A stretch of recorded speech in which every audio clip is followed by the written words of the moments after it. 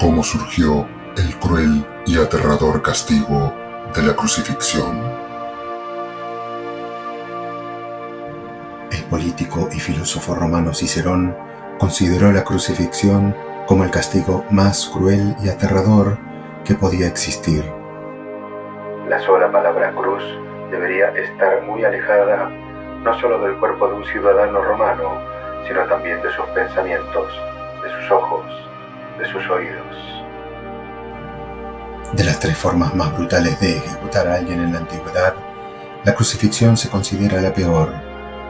Le seguían la cremación y la decapitación. Era una combinación de crueldad absoluta y de espectáculo para infundir el mayor terror posible en la población. En muchos casos, la muerte del ejecutado se producía días después de estar colgado, ante la mirada de los transeúntes. El cuerpo experimentaba una mezcla de asfixia, pérdida de sangre, deshidratación y fallas en diferentes órganos, entre otros problemas. Jesús, el hombre que transformó al mundo con un mensaje de paz, fue uno de los tantos que agonizó en una cruz, un castigo cuyo origen se remonta a varios siglos antes de su muerte. Esto es lo que se sabe de dónde y cómo surgió la crucifixión.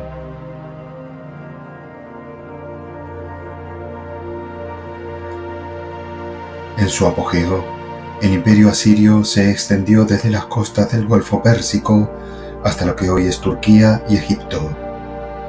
Su última etapa se conoce como el Imperio Neo-Asirio, cuando se convirtió en el más grande del mundo hasta ese momento.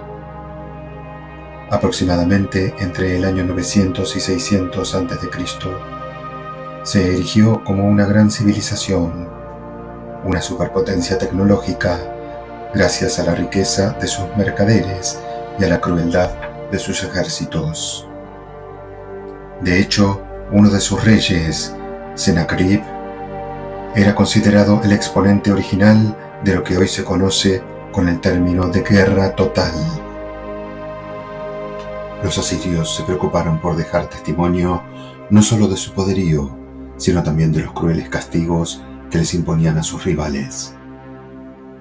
Y aunque los enemigos estaban presentes en la narrativa y en los discursos de la realeza en todo el Medio Oriente, se hizo especialmente evidente en los textos y el arte neo-asirios, donde la guerra y el castigo de los enemigos es aún más importante que para otros reyes de la región. De esa forma, los enemigos debían estar en el centro de esas manifestaciones de expresión para poder recrear su subyugación y derrota.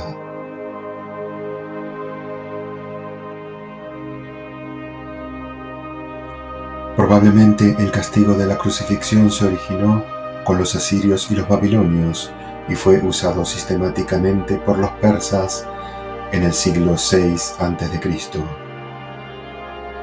La información más antigua de la cual se dispone proviene de algunas decoraciones de palacios asirios.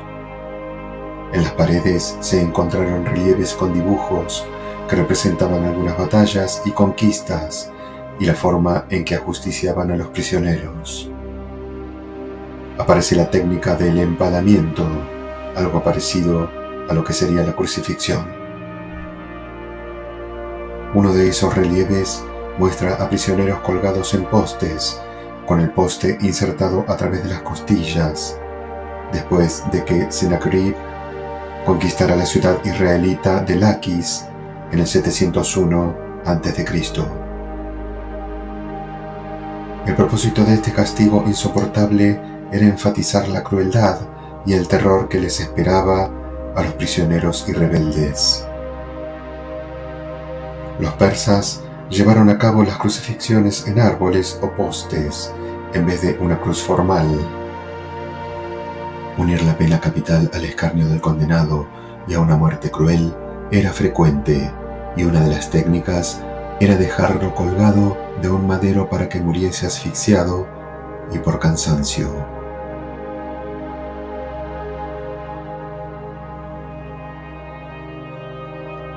En el siglo IV a.C., Alejandro Magno llevó el castigo a los países del Mediterráneo oriental. Alejandro Magno se convirtió en rey de Macedonia con solo 20 años de edad. Y en poco más de una década venció a los persas y forjó un imperio que se extendió desde Grecia hasta la India. Alejandro y sus tropas sitiaron la ciudad de Tiro en el Líbano actual, que era más o menos inexpugnable. Cuando finalmente lograron entrar, crucificaron a unos 2.000 habitantes. Los sucesores de Alejandro Magno introdujeron el castigo a Egipto y Siria, así como también a Cartago, la gran ciudad del norte de África fundada por los fenicios. Durante las guerras púnicas, los romanos aprendieron la técnica y la perfeccionaron durante 500 años. A donde iban las legiones romanas, practicaban la crucifixión. Y en algunos lugares en los que la implementaron, los locales la adoptaron. En el año 9 después de Cristo, el caudillo germano Arminio ordenó que se crucificaran a los soldados del general romano Varo, tras un enfrentamiento que se conoce como la Batalla del Bosque de Teutoburgo, hoy territorio alemán, y que representó una humillante derrota para Roma. En el año 60 después de Cristo, Boudica, la reina de la tribu británica de los Icenos, encabezó una gran revuelta contra los invasores romanos y crucificó a varios de sus legionarios.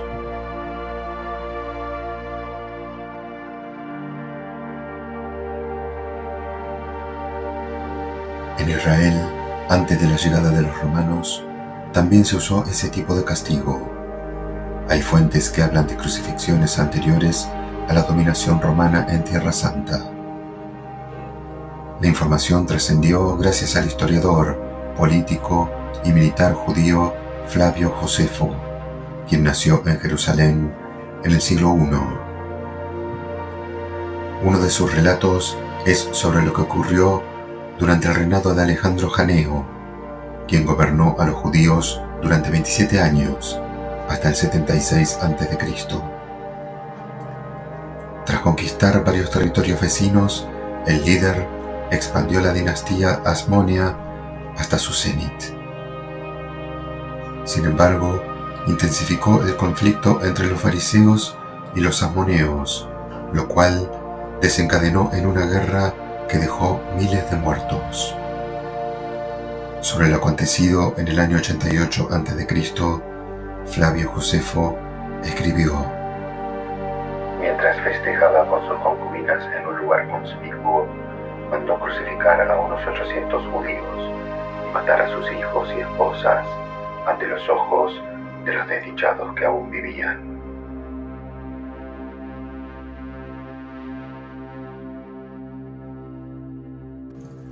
Los romanos también llegaron a crucificar a los condenados en árboles o postes, pero incorporaron una variedad de cruces, como una en forma de X. Sin embargo, en la mayoría de los casos usaban la conocida cruz latina o cruz de Tau con forma de T mayúscula. Estas cruces podían ser altas, pero eran más comunes las bajas y consistían en un poste vertical y un travesaño. Al condenado se le obligaba a cargar la parte horizontal de la cruz hasta el lugar de la ejecución. Las mujeres de Jerusalén, cuentan los autores, les ofrecían a los condenados una bebida que surtiera efectos analgésicos.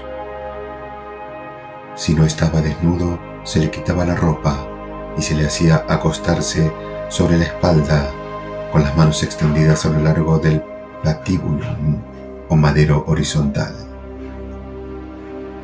Les amarraban los brazos a la viga o le atravesaban clavos en las muñecas y no tanto en las palmas de las manos, porque algunas veces no aguantaban el peso del cuerpo, se desgarraban y se soltaban. Los clavos podían llegar a medir 18 centímetros de largo y 1 centímetro de grosor.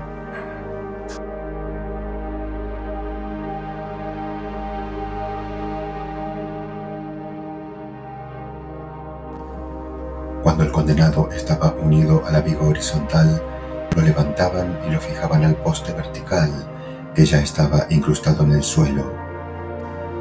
Los pies se podían amarrar o clavar al poste vertical, ya fuese uno a cada lado o los dos al mismo tiempo, uno sobre el otro.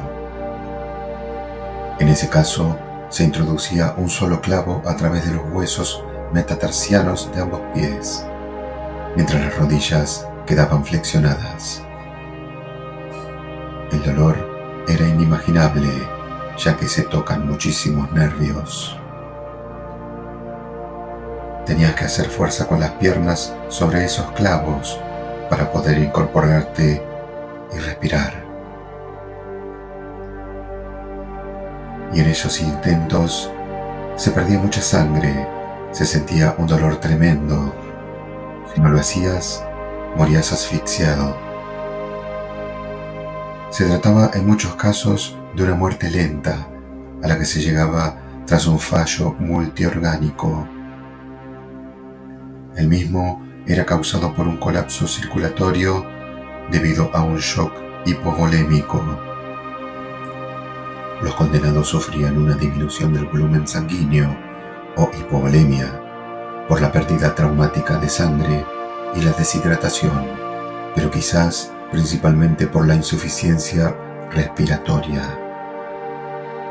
Muchos morían por asfixia.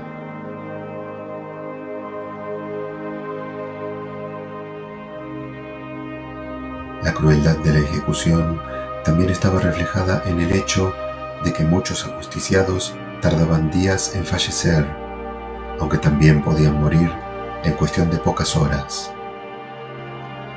Como lo normal es que tardasen días en morir, en algunos casos lo que hacían los soldados para acelerar la muerte era golpear las rodillas y quebrar las piernas. De esa manera, los condenados no podían levantarse para respirar, usando los músculos de las piernas, y eso hacía que muriesen enseguida. De acuerdo con el relato bíblico, los soldados romanos implementaron esa medida con otras personas que habían sido crucificadas con Jesús, pero a él no se lo hicieron, porque ya había muerto. Y es que antes había sufrido una pena tremenda, típicamente romana, la flagelación.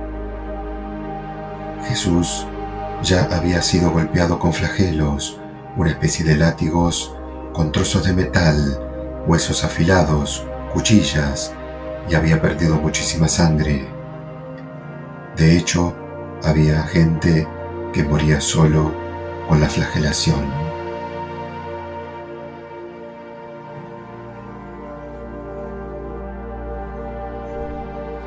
Amarrados o clavados, el castigo de la crucifixión buscaba exponer y humillar al condenado. Era una muerte reservada a los peores enemigos para dejar claro que no se quería ver a nadie cometiendo ese mismo delito. También se aplicaba a esclavos y extranjeros, y muy pocas veces a ciudadanos romanos. En muchos casos se asociaba con la traición, con alzamientos militares, con terrorismo, con algún delito que hubiese conllevado a un derramamiento de sangre, es decir, cuando alguien era especialmente violento, se le castigaba también con especial violencia. Por eso llama mucho la atención que a Jesús lo crucificaran. Era un maestro que no había cometido ningún crimen. Pero también llama la atención que lo percibieran como un peligro, ya que lo que planteaba cambiaba al mundo. Y los que no querían que el mundo cambiase no solo trataron de acabar con él, sino que, con la forma en que decidieron que fuera ejecutado, intentaron dejar claro que ese mensaje no debía continuar. Pero siguió.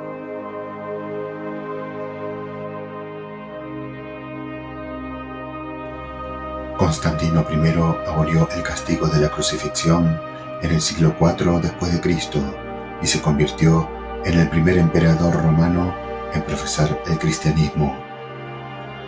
Lo legalizó y sus seguidores lograron privilegios que perdieron las religiones tradicionales, lo que llevó a la cristianización del imperio. Sin embargo, el castigo se repitió en otra parte. Por ejemplo, en el siglo XVI, en Japón, 26 misioneros fueron crucificados, lo que se considera como el inicio de lo que fue un largo periodo de persecución contra los cristianos en ese país. Pese a su cruel y aterrador pasado, para muchos cristianos y no cristianos, la cruz representa un mensaje de entrega por amor.